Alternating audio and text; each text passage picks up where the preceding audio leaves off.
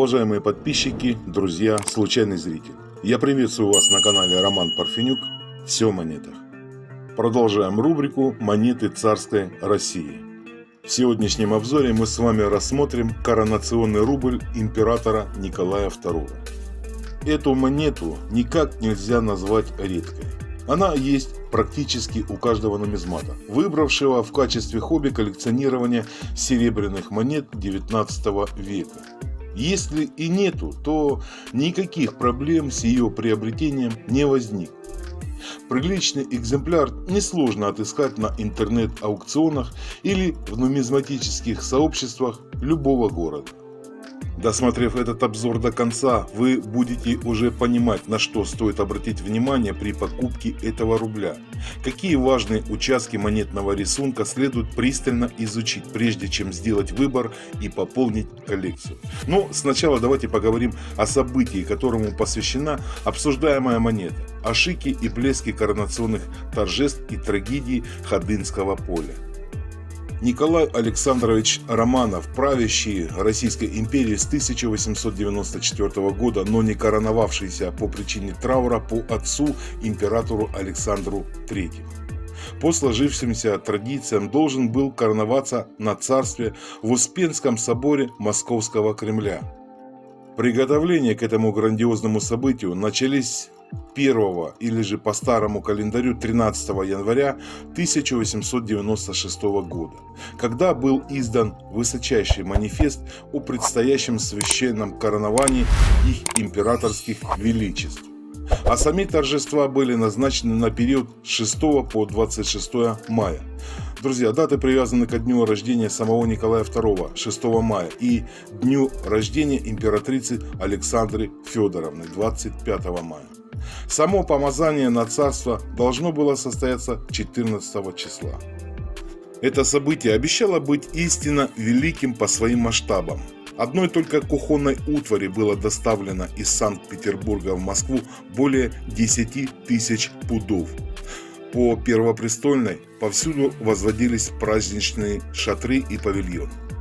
Для связи с иностранными посольствами была сооружена телеграфная станция. Повсеместно шли приготовления площадей и улиц к церемониальным встречам и шествиям, репетиции парадов. Более 100 миллионов рублей было выделено из казны на небывалую по грандиозности коронацию. Друзья, я не буду подробно описывать хронологию, остановимся лишь на важных датах коронационного празднества. 6 мая Николай Александрович и Александра Федоровна прибывают на Смоленский вокзал Москвы. Великую чету встречал генерал-губернатор Москвы великий князь Сергей Александрович со свитой. Венценосную пару сопровождает в Петровский дворец. 7 мая императорская чета в Петровском дворце дает аудиенцию зарубежным послам с Востока.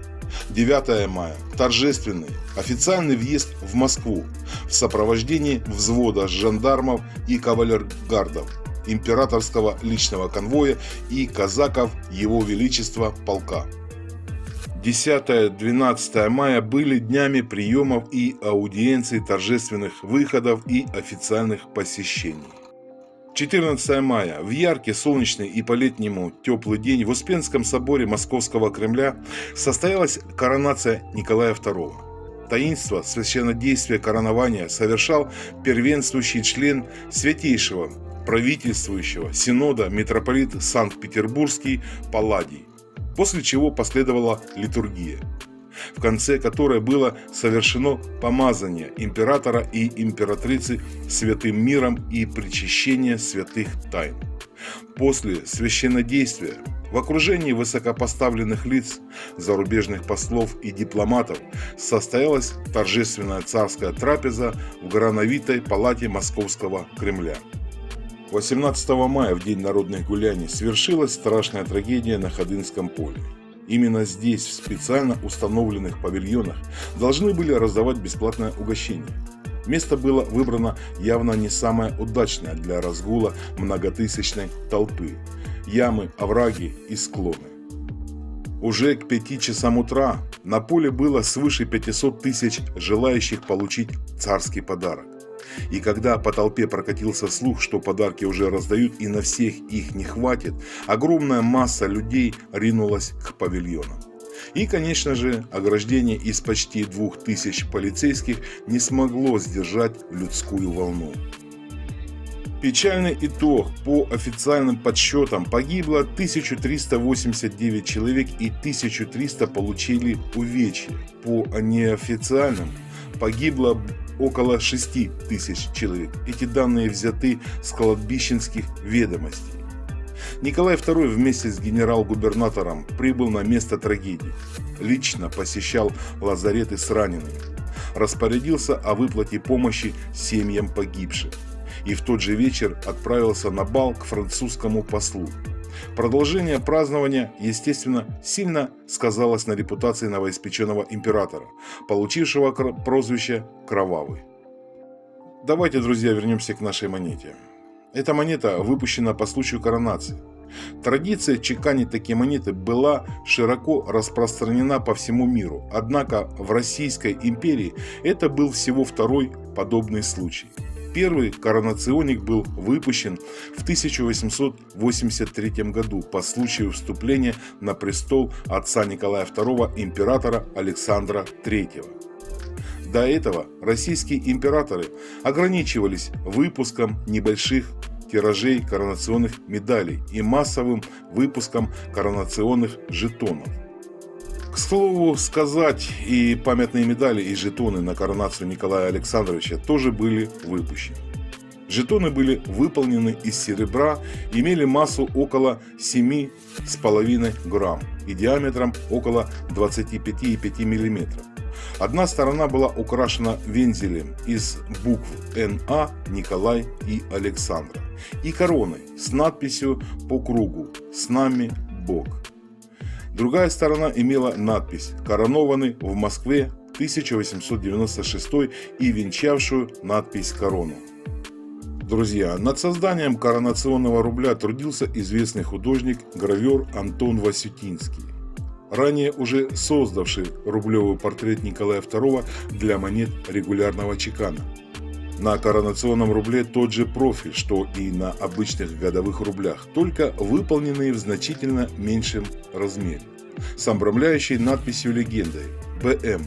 Николай II император и самодержец всероссийский коронован в Москве 1896 годом». Другая сторона несет на себе выполненную сверху полукругом надпись «Рубль».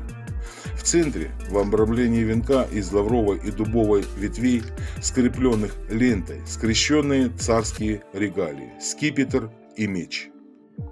Их оплетает лента, исходящая из императорской короны над ними. В самом центре композиции, в точке скрещения меча и скипетра, расположена держава, являющаяся самой высокой и выступающей частью рельефа рисунка.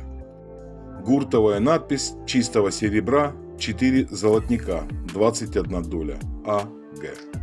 АГ – инициалы Аполлона Грасгофа, минцмейстера монетного двора. Монета отчеканена на Санкт-Петербургском монетном дворе тиражом в 191 тысячу экземпляров.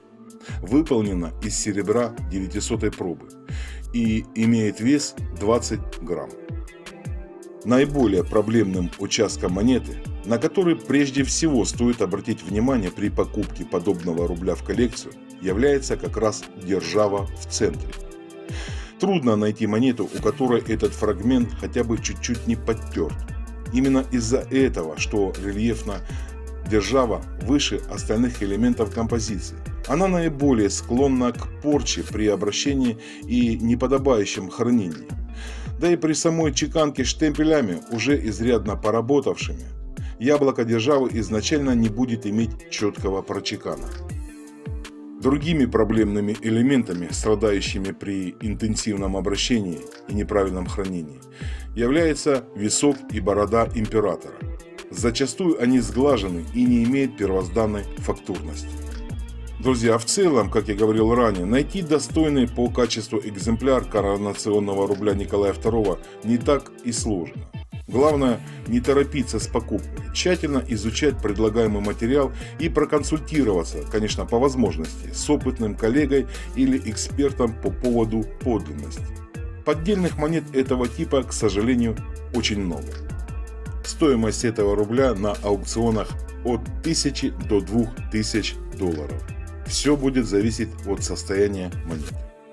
Друзья, если вам понравился этот обзор и каким-то образом пригодилась информация моего канала, я прошу поддержать мой проект лайком, подпиской. Если вы еще не подписаны на канал, подписывайтесь, нажимайте на колокольчик, чтобы быть в курсе всех новинок и обновлений. На этом я буду заканчивать. С вами был Роман Парфенюк. Все о монетах. Всего доброго, друзья.